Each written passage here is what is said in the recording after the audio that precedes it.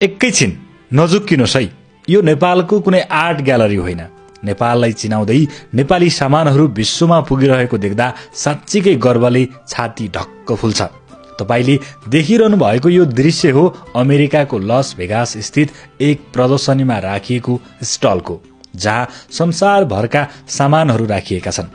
त्यही भिडमा हामीले नेपालमा जन्मिएका शान्तिका दूत गौतम बुद्धको तस्बिर देख्यौं र नजिकै गएर सोध्दा नेपाललाई खर्लप्पै बोकेर एकमात्र नेपाली पसल राखेका राम तण्डुकारलाई भेट्यौं। उहाँ यसरी नै संसारभर नेपालको संस्कृति झल्कने सामानहरू बेच्नु हुँदो रहेछ। उहाँले अमेरिकामा मात्रै यो तेस्रो पटक यसरी स्टल राख्नु भएको रहेछ। यसका साथै यो पेशामा उहाँहरू झण्डै 44 वर्षदेखि लागिराख्नु भएको रहेछ। आउनुहोस् उहाँसँग केही भलाकुसारी गरौं। अनि नेपालदेखि यति धेरै सामान जस नेपाललाई रिप्रेजेन्ट गर्ने सामान बोकेर आउनु भएको छ, कस्तो लाग्दैछ? रेस्पोन्स यहाँको मान्छेहरूले नेपाली सामानलाई कसरी लिइरहेछन्?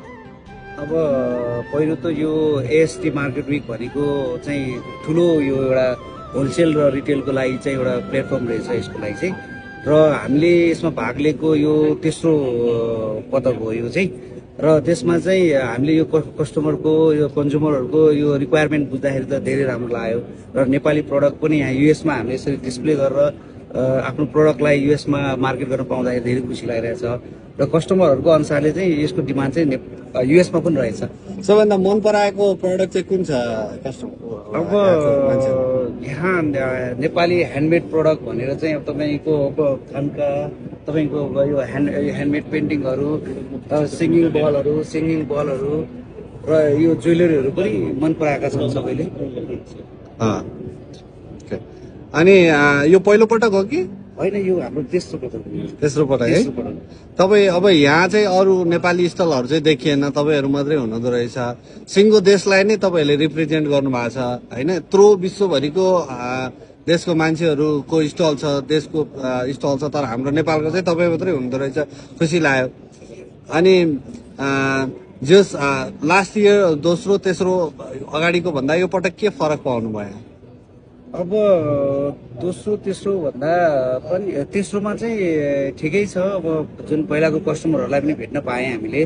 अब अझै पनि हामीले यो मार्केटको डिमान्ड रहेछ भन्ने कुरो बुझ्यौँ हामीले। राम्रै लाग्यो, राम्रै छ होइन? राम्रै छ। के हुँदो रहेछ नेपालमा यसरी प्रडक्ट उत्पादन गरेर विदेशमा आएर बेच्दा पाएको रेस्पोन्सले कस्तो फिल हुँदो रहेछ? अब रेस्पोन्स त राम्रै छ। अब आफ्नो प्रडक्ट विदेशमा ल्याएर यसरी देखाउन पाउँदाखेरि चाहिँ खुसी पनि लाग्छ।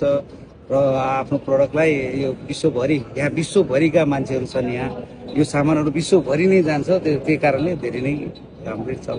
अमेरिका बाहेक अरू देशमा पनि जानु भएको छ एक्जिबिसनहरूमा? छ। हामी युरोप, अमेरिका, एसियन कन्ट्रीहरूमा गइरहेछौँ।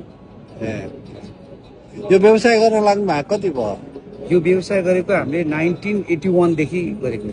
1981 देखि हाम्रो फ्यामिली बिजनेस। यस, उहाँले भने जस्तै हाम्रो फ्यामिली बिजनेस हो। युएस खबर हेरेर बस्नु भएको, युएसमा हुने अनि अरू विश्वभरिबाट हेर्नुहुने दर्शकलाई तपाईँ नेपालदेखि अमेरिका आएर यसरी सामान प्रदर्शन गरिरहँदा के भन्नुहुन्छ उहाँलाई? जसले हेर्नु भएको छ उहाँलाई के भन्न चाहन्छ? अब जति पनि हाम्रो नेपाली प्रडक्टहरूलाई नै फर्स्ट प्रायोरिटी दिउँ र विदेशमा आफ्नो प्रडक्टलाई चिनाउन पाऊँ, सबैले आफ्नो प्रडक्टलाई नै फर्स्ट प्रायोरिटी दिउँ भन्ने चाहिँ सबै यो नेपालीहरू यहाँ बसेका युएसमा बसेका मान्छेलाई चाहिँ त्यही भन्न चाहन्छु कि हाम्रो नेपाली प्रडक्टलाई नै विश्वभरि फैलाउन पाऊँ भन्ने कुरो। नेपालीहरू आउनु भएको छ यहाँ नजिकका स्टेटहरूबाट आएका छन् राम्रै छन् नेपाली। के भन्नुहुन्छ उहाँहरूलाई? त्यही हो, उहाँहरूले तपाईँलाई चाहिँ के भन्नुहुन्छ? होइन, यसरी हाम्रो नेपाली प्रडक्टलाई यसरी विश्व सामु देखाउँदाखेरि धेरै राम्रो गर्नु भएको छ भन्ने कुरो देश उहाँले हौसलाहरू दिनुभएको छ।